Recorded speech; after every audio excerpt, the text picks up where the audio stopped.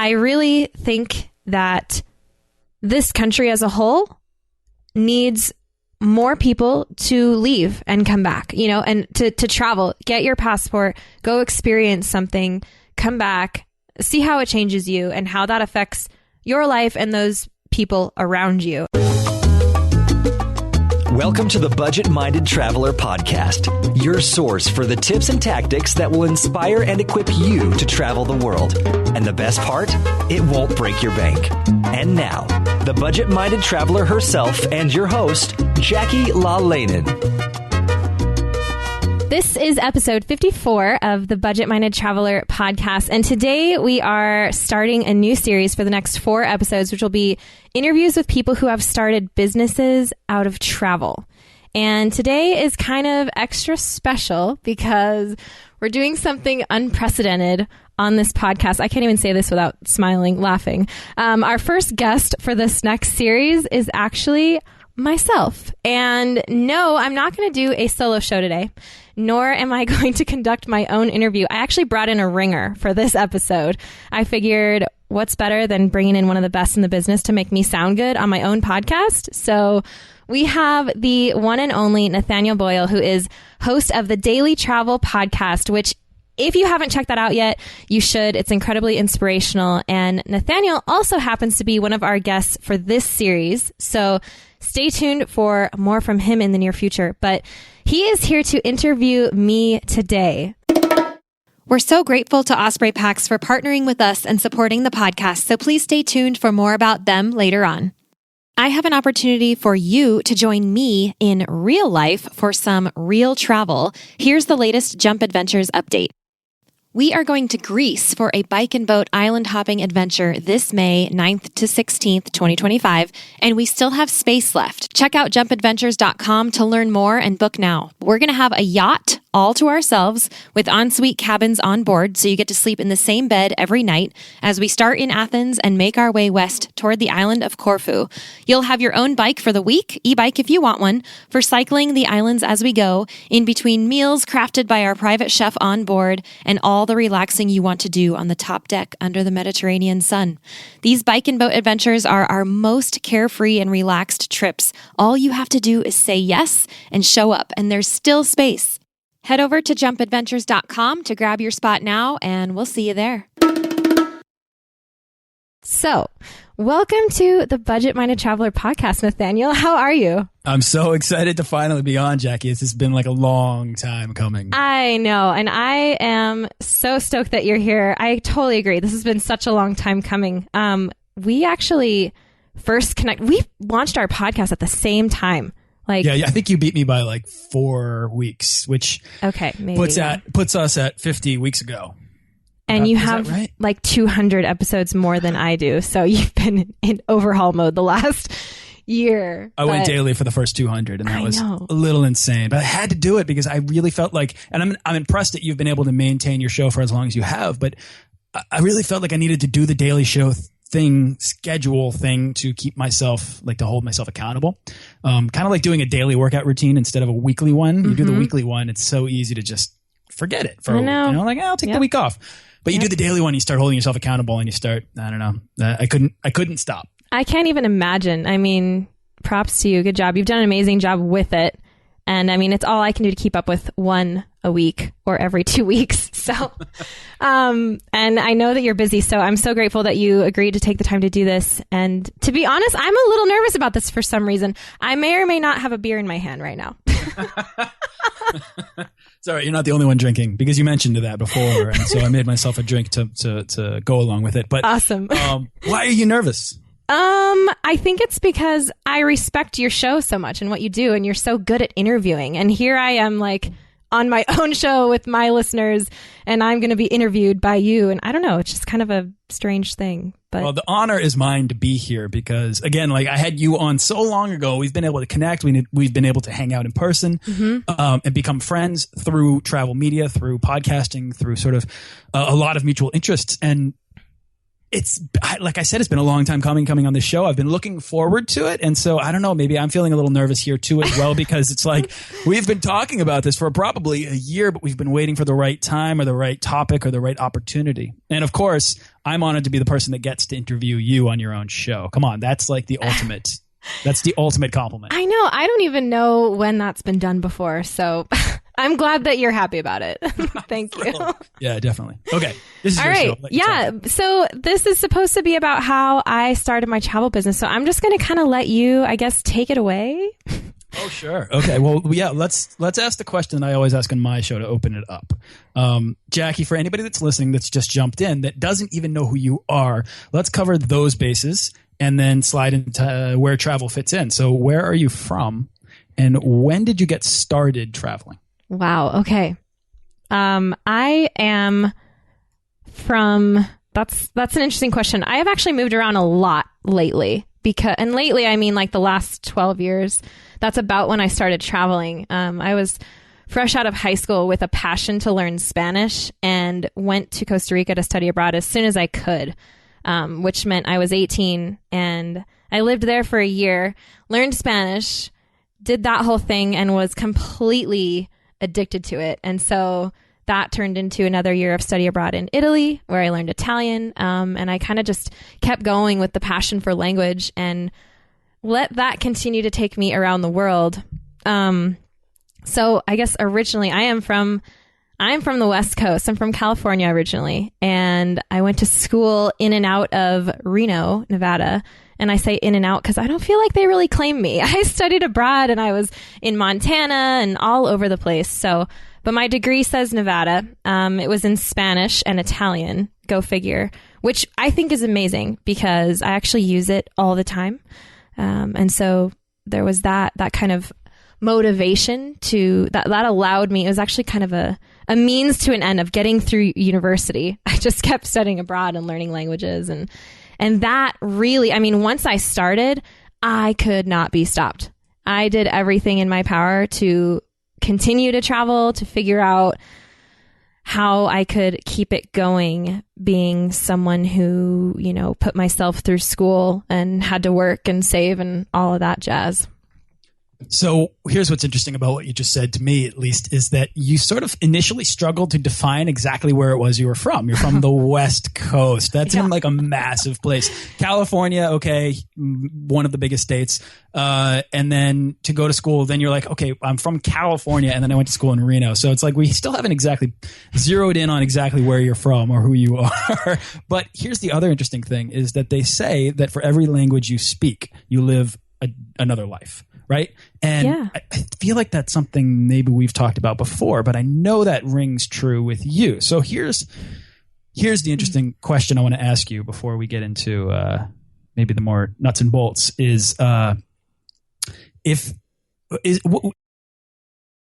there a relationship between this sort of hesitation to admit where you're from and this idea that you could go out and explore the world, learn different languages and find new lives for yourself?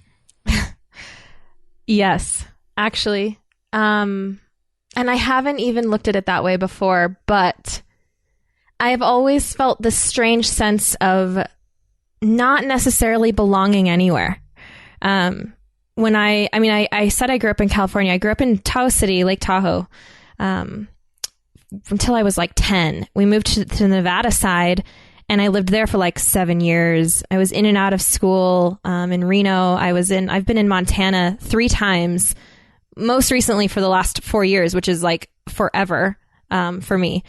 But I know that like when I went abroad and when I lived in, Costa Rica and Italy, I created a life there, and I felt like I belonged there. And that happens to me so often when I travel. I like to say that my favorite place to call home, stateside, I always say that, or clarify that, I guess, is Montana. That's the place that I feel like I fit in the best in this country. Mm-hmm. But yeah, I like being, a citizen of the world. I love traveling, and I feel just as comfortable and just as at home on the road, or maybe even more so than I do, in one place for for a long time. Yeah, so it's like Bozeman's been your home for a little while there in Montana, and it's where you've been living. It's where your friends are. It's where some of your family is. But it's like, I guess that's kind of like maybe your geographical center. But I'm wondering where your personal center is. Like, how do you define home? I'm going to go back to a saying that I don't even know when I started saying this. Sometime in early college, but I always say home is where the toothbrush is. And I get that specific because literally that's something you're going to use every day. I mean, I hope you would. And it's not something you're going to forget to pack. Like, you're going to bring that, you know? And so wherever it is that night that you're sleeping, that's home. You know, I think that, like, I love that statement because it's both sort of inspiring for anybody that's listening in terms of like having a traveler's mindset and applying that to wherever you are to try to find comfort, even in maybe uncomfortable positions. But for you, it's like, it takes a special kind of person to want that to be home, right? And Definitely. so like, I think that's really interesting. When did you realize maybe along the way here that was what you wanted, that you didn't want home to be this stationary place, that you wanted to be able to find home anywhere, that you brought your toothbrush? I think it was actually when I first returned home. I'm saying that with quotes that you can't see in the air. From Costa Rica the first time that I studied abroad, because when I got back, I went to my parents' house, which is what we do. We meaning, you know, lost travelers. We all end up at our parents' house at some point.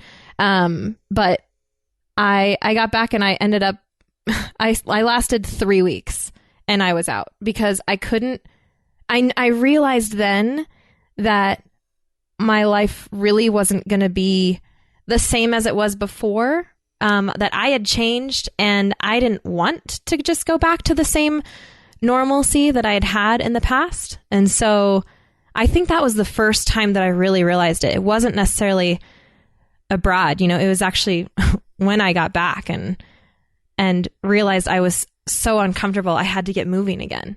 You know, you said on my show that you took that flight home from Costa Rica kicking and screaming. Yes, and you've probably said that on this show too before, because I love that phrasing. It's so perfect. But you know, it's like, I don't know, to have that experience and to feel that way about yourself and to say, oh my God, I'm learning more about myself in this process of being abroad, of being in a foreign environment, of being outside of my comfort zone, that when I get back and I return to the sort of definition that I had for myself back home, to me, that's where the addiction lies. It's like, no, I want to learn more. I want to find out more. I want to push myself further. I want to see the world, because the more I see of the world, the more I'm going to learn about myself. Exactly. And and so that becomes like a really strong desire, but it also begins to sort of control the decisions that you make around your lifestyle, around how you're going to make an income, about how you're going to support these travels. And then that becomes like the big question that we all talk about.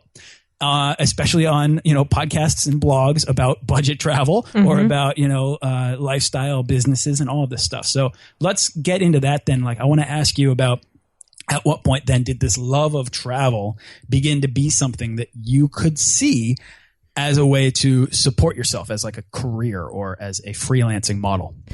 You know, it took a long time because I didn't know that it was really an option.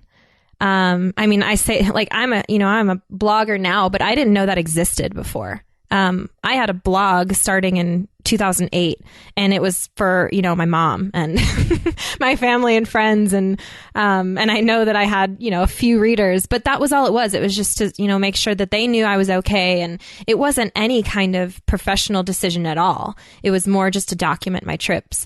And, I guess about in 2010, I would say. So this is well into, I mean, I'd already been traveling for like 7 years. And when I say that, I don't mean nonstop. Obviously, I came and went a lot and I had odd jobs in between.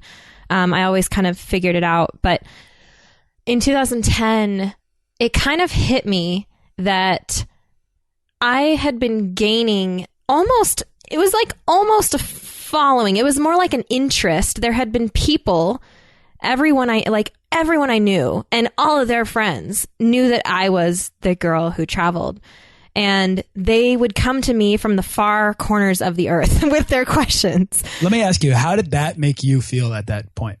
Oh, I loved it because I love talking about travel, and I love that other people want to travel like I do. You know, I thought that was like the greatest thing. And if I could help them get there, awesome. It would make my day, you know? And so once I started realizing that, or I kind of just connecting in my head that, well, hey, maybe there's something here. All these people are asking me questions. And for me, they were easy questions, easy things to answer. Like, well, where did you get your backpack? Or how do I get a passport? You know, they started really simple. Or how did you find a flight? Or what did you do when you got there? You know, just things that they got kind of increasingly more detailed. But I kind of thought, you know, it takes a long time to talk to one person one-on-one about travel. And it makes my day when I do it. I love it. I love to sit down over a cup of coffee or whatever it is and just, let's talk about your trip. What do you need? What can I help you with? Like, let's do it. But it takes so long, and only one person is benefiting from that at a time. And so that's when I had the idea sometime in 2010 that I could write a book. That was the first thing that I thought of was, okay, I'm going to write a book and lay all this stuff out. And I started taking notes about all of the questions, you know, taking mental notes, writing everything down basically, about all the questions that people would be asking me over the last couple of years. And I had an outline, like a rough outline. I used to be really good at writing research papers, like a rough research outline for this book in like no time. And so I started writing it because why not? And so that was the first thing. And I didn't even think, oh, I want to be an author. I mean, kind of that went along with it. But really, I was thinking, if I can get this book into people's hands, it'll answer their questions, you know, and they'll be one step closer to traveling. And that's what I wanted. I didn't even see it as a real moneymaker, and I still don't. But you know, not for sustainability, but to be able to get that information out there that I thought there was a gap in the marketplace for it. You know, I couldn't find another book like it, and so I wanted to write it. So what sort of opportunities did that open up for you? Once you put this book out, did anything change?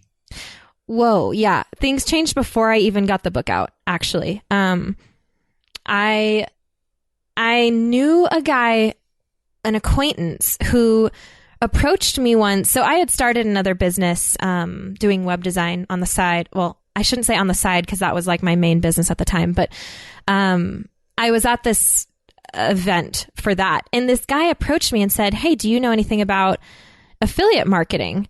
And I mean, I was like, no, I don't know if I've even ever heard that term before. I don't know what it is. And for whatever reason, he decided that he wanted to sit down with me over coffee and explain some things about it because he could see that I would benefit from that in this web design business. So we went to coffee, and basically that changed everything because while he's sitting here explaining to me what affiliate marketing was and how I could use that for my business, my mind was going off about how I could actually use that for a travel business that I didn't even have yet. We'll come right back to that. Let's take a moment now to thank our wonderful show sponsors. Osprey is the market leader in technical outdoor, travel, and everyday packs. And I've personally used Osprey packs since 2015. My favorites are the Fairview Trek 50 for multi-day hikes, the Cirrus 24 for day hikes, the Transporter Rolling Duffel 60, which is my trusty check luggage for faraway adventures, and of course, the countless packing cubes I use to organize everything that goes in them. We are proud to support each other on the podcast and beyond. We love getting outside, and we want to see more people outdoors. So find out more and join us at osprey.com. Okay. But, so yeah. Can I pause you? Because anybody listening that doesn't know what affiliate marketing is now needs at least a brief example without boring them. Yes. Do you want me to explain it? No, I can do it. Go for it. So, for example, if I am... one of the biggest questions I get is, you know, about my backpack. Where do I get my backpack? So, for example, if I write a post about my backpack and say, you know what, this is what it is, this is where I got it, and I'm going to include a link right here for convenience. If you click through that link and you purchase anything, then I'm going to get a commission. And there's no extra cost to the end consumer. It's basically a setup between businesses and what they call affiliates so that you can promote the same things with the same interest. And it just basically essentially extends their sales team a little bit. And you get a kickback for it because you're helping them out. Exactly. Do you think that's a good explanation? I do. I mean, it's almost as if the internet has democratized sales commissions for anyone that wants to go out, put a book out there that grows their authority so that they become this sort of person that's sitting in the chair that can say, this is a great backpack. You might want to listen to me. And people will say, okay, great. And then they'll use your link, click over, make a purchase, and you get a small kickback for that. And all you have to do is tell the truth about the stuff that you love and get paid for it. Exactly. And there's definitely a trust factor at play here because, I mean, I guess anyone could go and sign up for these things, but if nobody trusts you, if you don't have that platform, where, I've been traveling for years and this is a tried and true product, this is what I use and I truly recommend it, then, you have a reason to listen to me because of that. Okay, so you're having this conversation with this guy at this conference. He explains affiliate marketing to you. The gears in your head are spinning really fast. What then were the first steps that you took to actually taking all of this theory and starting a business that could make you money? So I left for Nicaragua the next day and sorry, I love that. So I went and I traveled. Yeah. And I could not stop thinking about this. So the whole week, basically without internet, my mind was reeling with possibilities and I was thinking about names of what I could call it. Cause at this point I knew I wanted to start a blog. And so literally I believe it was the Houston airport on my way back through, as soon as my phone was able to get internet again, service, whatever, because I'd been out of the country, I went and I bought the budgetmindedtraveler.com, the domain name. And that was the first thing. And then I started writing and I started with a lot of the topics that I had written about in my book, which we have to go back to that because my book is still not out at this point yet. So, and basically, long story short, within 1 month from having met my friend, he's a great friend of mine now. We're in a mastermind together and everything. His name's Pete.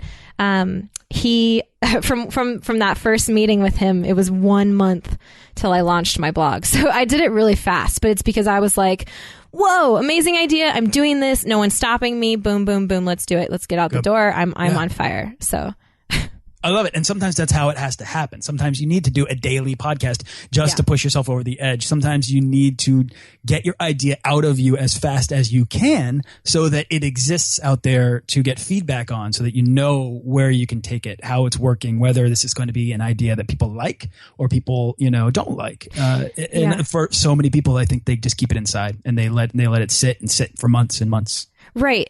And on that note, one of the things that I did, I definitely want to share this because I think this is one of the most practical pieces of advice that comes around this whole thing. When people ask me about, if they're considering starting a blog or something like that, the one piece of advice that I give people is listen to, and I know you're going to laugh because you have listened to this too, but is listen to the Smart Passive Income podcast by Pat Flynn, because that's what Pete introduced me to. And so I spent that first time, the first actually several months, but right at the beginning, I threw myself into researching online business because I wanted it to be a business. I didn't want to just start a travel blog and have, the occasional few people read it. I wanted to know what was going to make it work. And so I started listening to the Smart Passive Income podcast and I dedicated myself to it. I mean, I consumed that thing and I took notes and I started out on the right foot with my blog, for example, with these affiliate links in place in the first place, from the get-go, which is why today, just over 2 years later, this blog is the only thing that I'm doing. I don't have to have my web design business anymore. Love it. Okay. So we're going to get to that transition. But first, you put the blog out there, you put the website up, right? Everything's there. You've got affiliate links. You've got your book eventually. What was the first dollar for you? Oh, the first dollar. Okay, the first tangible dollar, I actually got a check in the mail for this.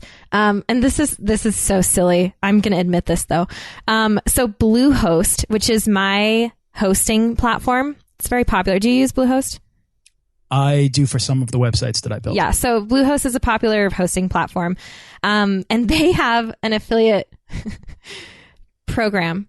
And I signed up for it and then I signed myself up with it because you're allowed to do that on Bluehost. On some of them it doesn't work like that, but on Bluehost you can. And so that was actually the first dollar that I made, was my own commission on my own domain or hosting account, I guess. I love it. But how many people open up websites on Bluehost or on any, do business online and don't take advantage of the fact that some of these programs allow you to do that? I didn't even actually realize they let you do that. They do. And that is exactly why all the way at the beginning, Pete said, hey, do you know about affiliate marketing? Because I was doing web design.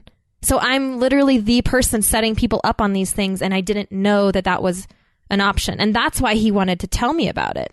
And that's when I took the tangent and went with travel instead. Love it. All right. So then in terms of it becoming a business for you and affiliate marketing or your book, at what point then did it begin to do well enough for you that you realized that you could sustain the lifestyle that you were aiming to build for yourself? That's a complicated question. I feel like I need to break that up, because what we've done so far in this thing is that we realized that you want more out of life, and that there's this sort of desire to build a life around travel. And then you figured out that there is actually a way to do that through blogging, through marketing, through writing and selling products, right? Like online. The internet can facilitate this dream to see the world. So at what point did this then become a reality for you that let you feel like you could say, okay, I can let go all of my web design clients. I don't have to take on that kind of work anymore, and I can go full bore into this lifestyle of travel? Really recently, actually. About almost exactly 2 years in to the blog, which is really fast in the blog world. So, and I recognize that. When I started, the thing that I kept hearing was, if you're not in it for the long run, if you don't expect to make any money for the first until, 3 to 5 years out. But I was in it. I was dedicated 110%. And I knew that if I continued it, it would get there no matter what. Because it's tried and true. And if you're good at what you do, it's going to come through. And if you write epic content, it's going to get found, And so I believed basically in myself. How cliche is that? But anyway, I really did. And I knew it was going to work. But this year, beginning of the summer, is really when I started passing on my web design projects. Cause I don't have time for them anymore, because it may seem like all we do is travel and talk about rainbows and coffee and beer, but it's so not true. I mean, there's so much work that goes along with this business, and I am slammed, and I would way rather take a pay cut. I mean, this is not a lucrative business, but I would way rather take a pay cut and focus on the things that I'm really, really passionate about, that I know is going to build my future, than do things just on the side that just drain me, really. See, all right, that's a really interesting statement, because most people who are thinking about their work and their income and their future, they're tying all of those together, and they're thinking, I need to save for retirement. I need to save for, kids. I need to save for all of this stuff. And then, building or financing or affording the lifestyle of your future, that's a different thing. But for what you're saying is that you're able, because the lifestyle that you want to set up, this travel lifestyle, it's less expensive to, this is I think maybe the disconnect, but this is the point when people say, and people in travel writing or blogging or on these podcasts say, it can be cheaper to live on the road. It can be cheaper to travel than to live at home. I think this is what they mean. Does that sound right? You're able to take that pay cut because you can afford to do so because you're living a travel lifestyle. Well, yeah. And at this point, yes, I am. By the time this goes live, yes, I am on the road. But keep in mind, I haven't been for the past, basically 4 years, with just some travels here and there. However, the whole idea behind, the budget-minded traveler, and this is why I practice what I preach, is because saving, for travel, it starts in your everyday experience. It starts in your lifestyle, if that makes sense. I've made a huge point over the years to not collect bills and not be in debt of any kind. No car payments. I have an old truck and I love it. And it is right now on a road trip with me. And it's getting me there. It's cutting out the things that I don't need so that I can focus on what I do need. And I need travel in my life. I need it. stuff owns you, experiences grow you. And if you just want to pursue that life, that life that's waiting for you, then I don't know, I feel like you really do need to pare down on the things that hold you back. And more often than not, those are material things, or they're the bills, or it's those subscription payments to Comcast or something, right? Mm-hmm. Or rent. Oh my gosh. I mean, rent. So many people are like, how can you afford to travel? It's like, well, what if you didn't have to pay rent? Could you afford to travel? And all of a sudden, if staying for free in home sits, or just staying for like $10 a night at a hostel becomes a reality for you, then you're actually spending less on the road than you might at home. Oh, totally. And you're not. Yeah, I mean, it's such a different world. The things that you pay for are so different, because you can cut down a lot of things. You're not going to pay for gas if you're on the road, or you can cut out your phone line or your car insurance or whatever it is. There's so many things you can suspend. And I know we've gotten into that in a couple of different episodes on this podcast, the specifics of how much things cost. But I know that life isn't for everyone. I mean, I want it. But I also think that, I started this blog with a home base, and I was only taking 2 weeks to a month trips at a time. And so it's not like you have to be a nomad to attain this kind of lifestyle, or to be a travel blogger, really. But you do have to be over the top committed and willing to spend a lot of time on your computer. Yeah, you do. Well, I mean, one of the things that I'll point out that's funny is that you let go of this full-time self-employed gig of doing web design to set up a business in travel, because that was the thing you couldn't escape. That was sort of the work that you were doing, that people were seeing you as the expert, and you were loving the way that felt. That's why I asked you that question, because doing the web design work, Jackie, you could do that anywhere. You could take that on the road. You could do that on the road trip that you're on right now, but that wasn't fulfilling you. That work, I know, because we've talked about this, you don't enjoy doing as much as you enjoy travel writing, as much as you enjoy the sort of the content production that exists within travel media. Right, which is multifaceted. I mean, here we are on a podcast right now, and we get to call this work. It's true. I love it. I really do love it. I mean, I love getting into this, getting to meet people, connecting over online, and using these tools as a way to sort of not just make money, but actually enjoy the things that we do. So let me ask you then, real quick, about the business. How do you define the business that you have now? I know it's a blog and whatnot, but can you just define who is your customer and how does it make money? Really simple. Yeah. So I try to target, I'm going to go deep right here. I try to target Americans, which is helpful because that's where I live, and that's, the people who find me. But I really think that this country as a whole needs more people to leave and come back, and to travel, get your passport, go experience something, come back, see how it changes you and how that affects your life and those people around you. And so that's who I'm trying to target. Really, it's Americans. I know that's very broad, but there are a lot of people out there who need help with travel. And I totally get that, because it's not something that in our society is mainstream.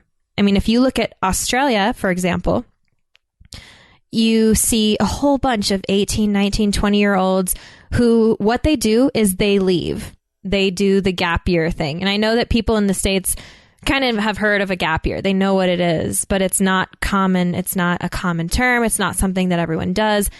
In Australia, everyone travels. They have travel agencies like old school everywhere with all sorts of deals and, tours and options and things that are being thrown in people's faces all the time. And we don't have that here. I mean, yeah, there's a ton of stuff to see within the United States. And so I get that. And I totally agree with that. And I know a lot of people are road trippers, or they try to see as much as they can of the States. But I'm really, really trying to focus on getting people out of this country, go abroad and see the world and see what find out what I want to say, the you that's waiting for you out there. And so what I'm trying to do is just help people to find that. And it takes there's a lot of steps to it, and people approach it differently. And so I'm trying to, kind of help everybody, meet them where they are. What is it that you need? Do you need help finding a flight? Okay, great. Let me help you with that. Do you need help finding a backpack? Do you need help packing? Do you need help choosing a destination? What is it that you need? Like, I want to try and provide that for you so that you can get there faster. Love that. All right. So, because for me, travel, it kind of breaks down into 3 simple processes, right? You're dreaming to go somewhere. That's one. Then you are actually planning to go, like you're buying your ticket. You're trying to figure out what backpack to use. You're trying to figure out what your itinerary is going to be. And then there's the experiencing bit, which is the actual travel.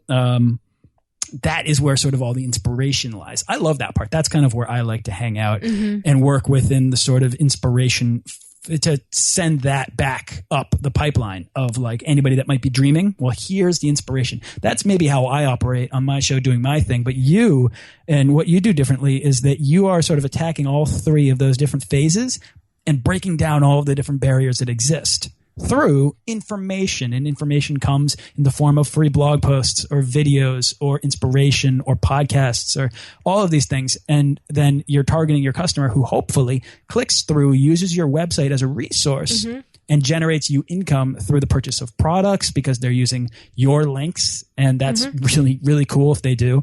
And maybe buying your book or anything else that you might be putting out as a product or a course. Yeah.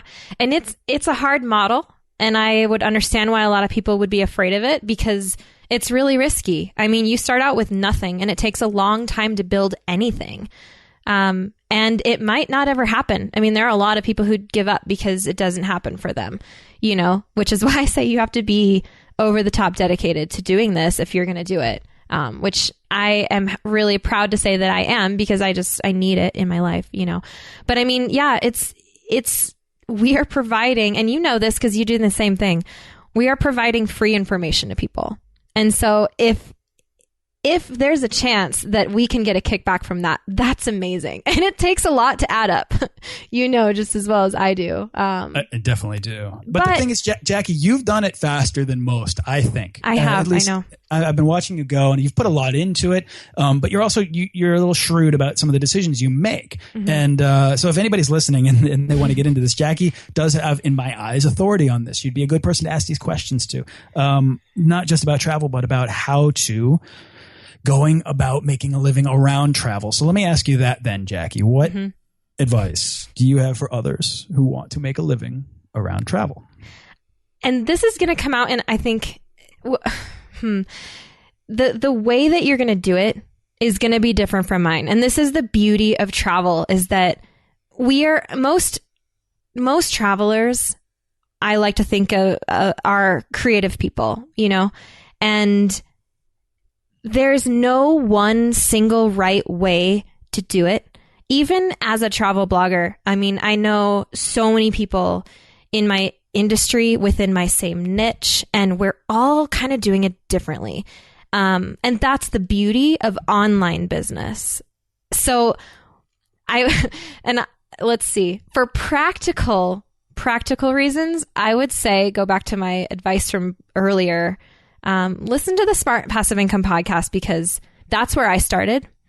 And that kind of sets up really a good, like, guided, kind of like a pathway for you, where you start and you say, look, can you really talk about this subject for days and days and days and years? Like, can you really talk about it? Do you really know about it? Okay, if you find one that you like, you're probably good to go. But be careful with that, because it really has to be something you're super passionate about and that you can share with people about. And I think one of the bottom lines is that you want that if you're focused on the money, it's not going to work. But if you're focused on sharing your passion and, helping people get there, it will come back to you and it is going to work. And so that was kind of a long roundabout answer. But I do think that it's possible if you believe in your subject, whatever it is, enough. And I mean, in this case, if it's travel, what is it about travel that you can bring to the table that's going to be different from the next person? It's a lot of hard work, and you can hear that in your voice. Like you don't want that to be lost on what you're trying to say. I can tell. But I think the interesting thing is that what you're talking about is leveraging your expertise on a topic that people need help with. Right. So much so that they will pay for it. They don't have to pay you directly, although that's the easiest way of going about business. Maybe they need to pay for equipment. Maybe they need to pay for a book. Maybe they need to pay for something that you can recommend to them. And if so, maybe there's a commission to be earned there. Yep. You just have That's to how it works. figure those things out. They add up after a while, but it takes a lot of traffic, takes a lot of readers, you know. Yeah. So we don't have to be talking about doing a travel blog either. I mean, this could be a blog about farming, right? And like you're helping people recommend the right farm equipment to use. I mean, it could be about anything. So it's like, what is the expertise that you love, that you want to pursue? And if this model makes sense to you, and this might open doors for you to be able to go and work from anywhere, then there's your opportunity. Exactly. Yeah. But don't take it lightly, because it is a lot of work. And you definitely want to find something that you have a unique angle on. I think that's important. So how was that, Jackie? I feel like this is your own show. I feel awkward wrapping up your own show. Anything else you'd like me to ask you? Gosh, that was pretty good for being totally unscripted and off the cuff. So, but I knew you would come through. That's why I picked you. Thank you. Thank you. Actually, that was a lot of fun. It was. Thank you so much for having me. You're welcome. Thank you so much for joining the Budget Minded Traveler podcast. Awesome. I've been your host, Nathaniel Boyle. I love it. All right, there you have it. I hope you guys enjoyed that interview, courtesy of Nathaniel Boyle from the Daily Travel Podcast. Thank you again to Nathaniel. I think he did a great job for being thrown in to host someone else's show. He's kind of a rock star for that. So notes from today's episode will be at thebudgetmindedtraveler.com/54. And I will put a link to Nathaniel's show there as well in case you want to check that out. And if you are interested in checking out my book that we talked about so much today, if you haven't already, you can find it on Amazon. It's called The Aspiring Traveler's Handbook, a preparation guide to international travel. And there is a quick link for it. You can go to thebudgetmindedtraveler.com/Amazon, and that will take you straight to the book. And guess what? That is an affiliate link. So thank you in advance if you purchase anything through that link. Every little bit helps without costing you anything extra, as you have learned today from this interview. So thank you again for tuning in. That's it for today. I will see you guys in the next episode.